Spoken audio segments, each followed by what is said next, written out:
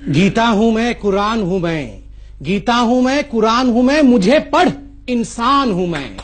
आप अगर इंसान की बात करते ना ओवैसी साहब, पहले तो मेरा सलाम स्वीकार करिए, नमस्कार स्वीकार करिए। आप बड़े नेता तब कहलाते जब आप इंसान की परेशानियों की, सुन लीजिए, मैं आपके बीच में बिल्कुल शांति से सुन रहा था। आप बड़े नेता तब कहलाते जब आप इंसान की परेशानियों और दिक्कतों की बात करते। आप छोटे नेता उस दिन हो गए जिस दिन आपने केवल मुसलमानों की बात की।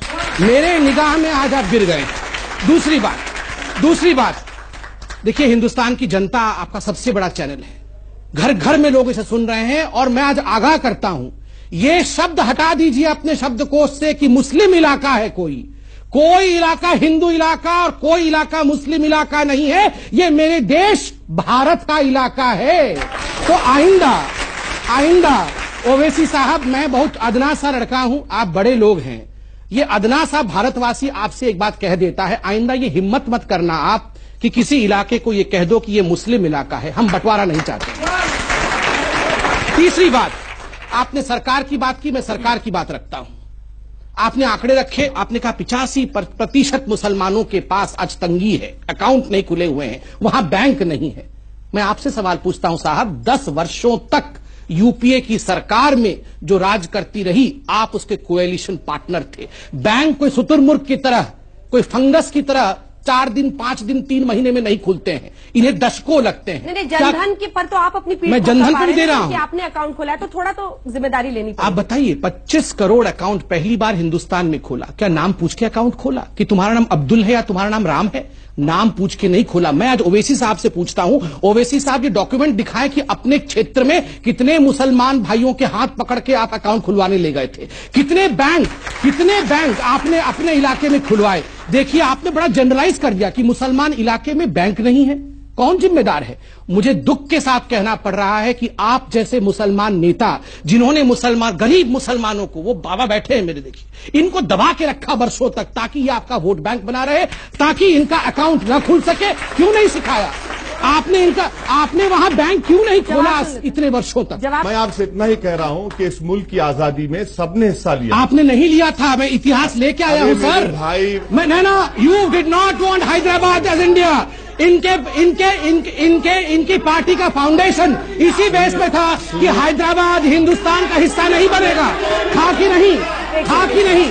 जब आप कहते हैं कि यहां दिक्कत है और पार्लियामेंट नहीं चलने देते हैं, आप कहते हैं यहां दिक्कत है और कहते हैं केवल मुसलमानों की बात करेंगे, हिंदुओं की बात नहीं करेंगे, तो ये मैं सोचता हूं कि सियासत हो रही है। लोगों के तकलीफ के नाम पर राजनीतिक पार्टी अपनी सियासी रोटी सेकने की कोशिश कर रहे हैं।